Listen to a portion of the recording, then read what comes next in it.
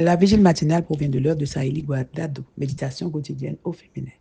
La méditation de ce matin, aujourd'hui, 11 août 2025, est tirée de Proverbe 12, verset 4. Une femme de valeur est la couronne de son mari, mais celle qui fait honte est comme la carie dans ses os. Couronne ou carie? Page 231.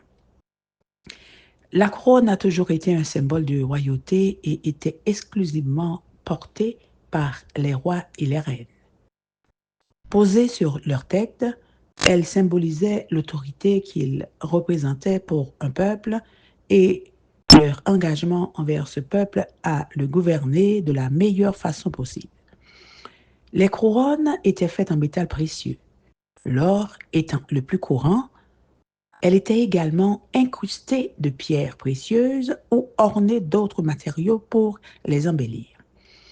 Il est important de mentionner que l'auteur du verset d'aujourd'hui est précisément un roi portant une couronne. Cela montre qu'il savait clairement ce qu'il voulait faire comprendre aux femmes. D'autre part, nous connaissons les effets de la carie ou du cancer selon certaines versions. Par nos actions, nous pouvons être l'une ou l'autre de ces choses. Dieu a placé en chaque femme la vertu de faire d'un homme un roi en devenant sa couronne. Nous pouvons l'affirmer en nous basant sur le verset suivant. Je lui ferai une aide qui sera son vis-à-vis. Genèse 2, verset 18. C'est-à-dire que Dieu allait créer un être qui, avec les qualités qu'il lui donnerait, aiderait l'homme à s'épanouir dans toutes ses activités. Les animaux procuraient à Adam joie et divertissement. Les arbres et les plantes de la nourriture, la nature lui donnait de l'occupation, mais aucun être déjà créé ne pouvait donner à l'homme la capacité d'être meilleur dans tous les domaines.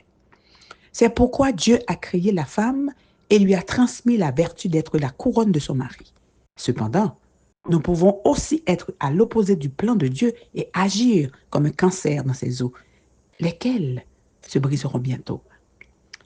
Le contraste entre une couronne et un cancer est abyssal. La signification est évidente. Soit vous exaltez votre mari, soit vous le détruisez. Soit vous l'édifiez, soit vous le brisez. Et cela s'applique à toutes nos relations interpersonnelles. Réfléchissez aux questions suivantes. Vos paroles font-elles progresser ou détruisent-elles?